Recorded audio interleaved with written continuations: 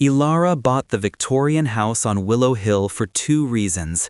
She was running from a life that had shattered, and she was desperate for silence. The house, with its peeling paint and looming loneliness, promised both. It was an isolated sanctuary, a place where the echoes of her past couldn't reach, or so she hoped. The first few weeks were quiet. The only sound was the whistle of wind through the old frames and the creak of her own footsteps on the hardwood floors. She filled the silence with work, painting walls, fixing loose floorboards, trying to rebuild her life along with the house. But the silence soon began to take on a different texture. It became heavy, expectant, a silence that seemed to listen back. It started subtly. A cabinet door left ajar that she was certain she had closed, a cold draft in a windowless room. Elara, a pragmatic woman by nature, chalked it up to her own distraction, the stress of a new start. Old houses settle, she told herself. Memory is fallible. Then came the whispers. They were faint, like the skittering of dry leaves from within the walls. At first, she thought it was mice, but the sounds began to take shape, almost becoming words she couldn't quite make out. One night, as she lay in bed, a clear whisper sliced through the silence, right beside her ear. "You can't hide." Ice shot through her veins. She bolted from the bed, flipping on every light, but the house was empty, still. Pragmatic Elara was giving way to a terrified one. Paranoia moved in like an unwanted tenant. She began seeing things, a fleeting movement in the corner of her eye, a distorted face in her reflection on a dark window pane. The feeling of being watched was constant, a pressure on her back. Sleep became a luxury she could no longer afford, replaced by sleepless nights spent clutching a blanket, listening to the house groaning around her. On a rainy afternoon, while clearing out the dusty attic, she found a wooden chest. Inside, beneath yellowed baby clothes, was a leather-bound journal. It belonged to a woman named Annalise, who had lived in the house a century prior. The first few entries were filled with hope, much like Elara's own.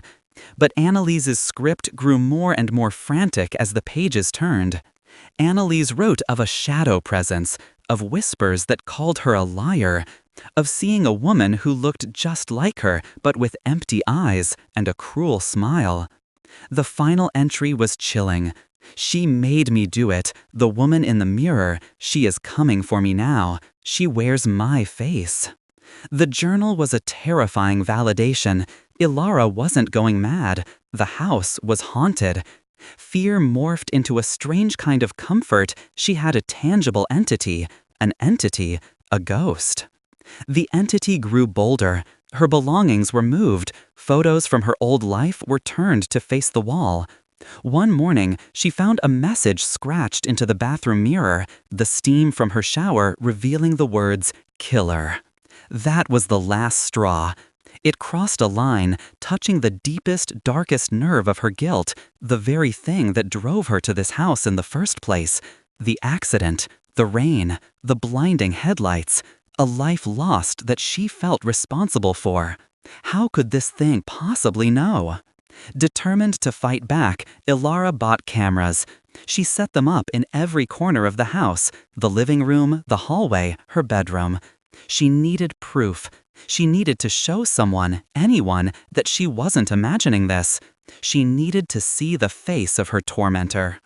On the first night with the cameras live, the activity reached a terrifying crescendo. The whispers became screams, doors slammed with violent force.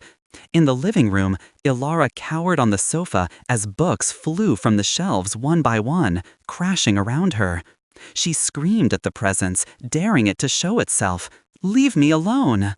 A sudden silence fell over the house, a silence deeper than any she had experienced before.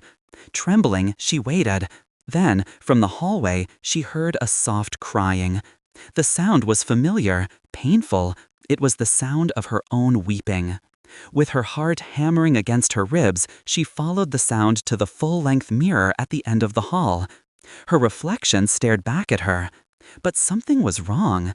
As tears streamed down her own face, her reflection was smiling, a wide, unhinged, malevolent grin. Terror paralyzed her. The woman in the mirror, the one Annalise had written about, was here, the entity. She raised a trembling hand, and the reflection mirrored her, but its fingers curled into claws. The figure in the glass shook its head slowly, the smile widening.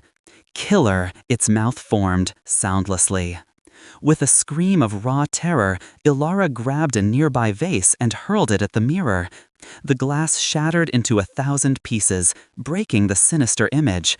Gasping for air, she stumbled back, her body shaking uncontrollably. The house was quiet once more. The next day, as morning sun streamed through the windows, the house felt normal again. The fear of the night before seemed like a distant nightmare. But she had the proof. With trembling hands, she picked up her tablet and opened the footage from the night before. She fast-forwarded to the moment the books flew off the shelves. She watched herself cowering on the couch. But there was no invisible force. The footage clearly showed her. Getting up in a trance-like state, her eyes glassy, and methodically taking each book and throwing it to the floor. She watched in horror as her own mouth contorted to scream the words, "Leave me alone," into an empty room. Her stomach churned. With a rising dread, she skipped to the hallway footage. She watched herself walk to the mirror, crying. She watched herself stare at her own reflection. There was no malevolent smile, no other entity. There was only her, alone in the hallway, her face twisted in a mask of pain and self-loathing. She watched herself raise her hand, curl her own fingers. And then she watched herself scream and shatter the mirror. A dry sob escaped her lips. The proof was there, undeniable. There was no ghost. There was no Annalise. The journal. She ran to the attic, grabbed the book, and stared at the frantic script. It was hers. Disguised, warped by anguish, but unmistakably hers. She had written it. The woman in the mirror, the shadow presence, the whisper that called her a killer. It was all her. Fragments of her own shattered mind, a fractured identity created by the guilt and trauma she refused to face. She hadn't bought the house to escape her past. She had bought a blank canvas on which to project her own monstrosity. Elara sank to the floor, surrounded by the shards of the broken mirror. In each piece of glass, she saw a reflection of herself, the victim, the haunted, the haunter. The house wasn't haunted. She was. And the silence she had so craved wasn't peace. It was just the empty space where her screams could echo back at her. This story was a presentation from Shadow Tales.